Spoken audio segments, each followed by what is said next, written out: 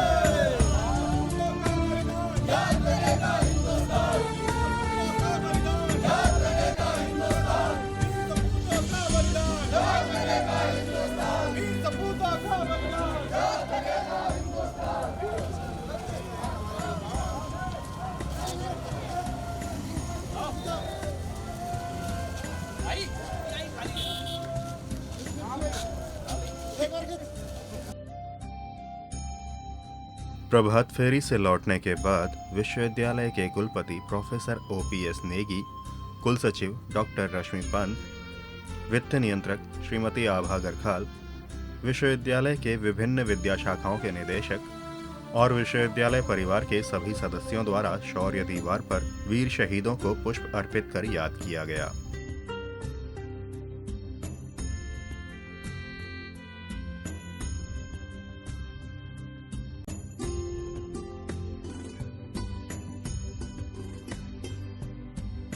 तत्पश्चात पूरा विश्वविद्यालय परिवार कार्यक्रम स्थल पर पहुंचा, जहां पर विश्वविद्यालय के कुलपति प्रोफेसर OPS नेगी द्वारा ध्वजारोहण किया गया।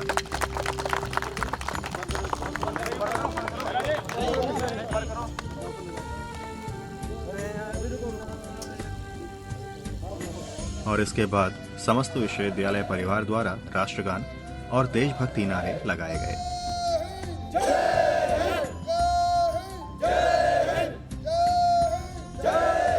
और कार्यक्रम के अगले क्रम में विश्वविद्यालय के कुलपति द्वारा विश्वविद्यालय कार्मिकों को स्वतंत्रता दिवस के इस अमृत महोत्सव की बधाई दी गई। आज का दिन हमें गर्व इसलिए हो रहा है कि 75 वर्ष हम आज़ादी के पूर्ण कर चुके हैं और हम सभी यहाँ पर वो लोग हैं जिन्होंने आज़ादी का वो समय नहीं देखा जो कि गुलामी का समय था।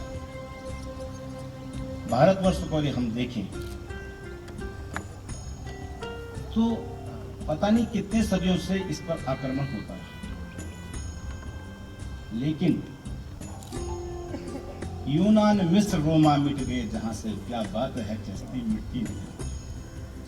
इतने आक्रमणों के बाद, चाहे मुगलों का आक्रमण हो, चाहे उससे पहले घुनों का आक्रमण हो, या अंग्रेजों का के द्वारा हम लोगों के पास सत्ताधारी होते, इसके बाद भी हमारा अपना अभिमान बचा है और हमारा तिरंगा जो आज भी लगा है। यद्यपि एक काला अध्याय आज भी याद किया जाएगा, जो भारत का जो है विभाजन हुआ 14 अगस्त 1947 में, उसको भी हमें कहीं न कहीं अपने मन में याद रखना चाहिए कि ये भारत का विभाजन क्यों, और हमें उसको देखते हुए भविष्य में ध्यान रखना चाहिए कि हम लोग एकता, अनेकता में एकता हमारी बनी रहे, हमारा देश अखंड भारत बन सके। आज का दिन शुभ इसलिए भी है कि पहली बार आजादी के इतिहास में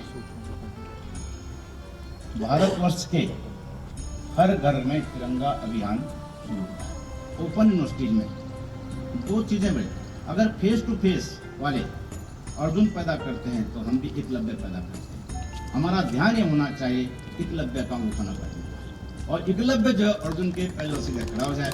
अधिक न कर करके मैं अपनी वाणी को यही विराम देता हूँ। पुनः आप सभी को स्वतंत्रता दिवस की बधाई देता हूँ, आपके उज्जवल भविष्य की कामना करता हूँ, और मुझे उम्मीद है कि आप सबके प्रयास से, सबके अथक प्रयास से और सबकी जो है एक अच्छे विचार, एक तरह से कर्मठता से विश्वविद्यालय दिनों दिन प्रगति करेगा। इस पूरे कार्यक्रम का सफल संचालन विश्वविद्यालय के हिंदी विभाग से जुड़े डॉक्टर राजेंद्र कैड़ा द्वारा किया गया। कुलपति महोदय की आज्ञा से कार्यक्रम समापन की घोषणा की गई। इस वर्ष की खास बात यह है कि यह अमृत महोत्सव का वर्ष है, ये आजादी के 75 साल का वर्ष है। मातरम वंदे मातरम, ये उनका देखने का तरीका था। अभी हम जिसको गा रहे थे, मैंने सोचा रविंद्रनाथ ने अपने देश को कैसे देखा। उन्होंने देखा तो उसको चारों कोनों से देखा, पंजाब, सिंध, गुजरात, मराठा, द्राविड़, उत्कल, बंगा, विंध्य, हिमाचल, गंगा, जमुना, उच्छल जलध तरंगा, तब शुभ नामे जागे, तब शुभ आशीष मांगे। ये वो पंक्ति है जिस पर लोगों ने शक किया था, पूछा था कि किसके आशीष की, किसके नाम से जाग रहा है। अच्छी रिसर्च हुई है और ये हमारे अपने देश को देखने की दृष्टि। अगर आप चाहते हैं कि आप जाने कि तब शुभ आशीष मांगे, वो तब कौन है, किससे आशीष मांग रहा है, तो मुझे लगता है कि शायद पंडित नेहरू का 1936 में दिया गया वो भाषण जो इसी नाम से है कि भारत माता कौन है, उसे जरूर पढ़ना चाहिए। इसी के साथ उत्तराखंड मुक्त विश्वविद्यालय में आयोजित इस अमृत महोत्सव का समापन हुआ। अन्न जहां का हमने खाया, वस्त्र जहां के हमने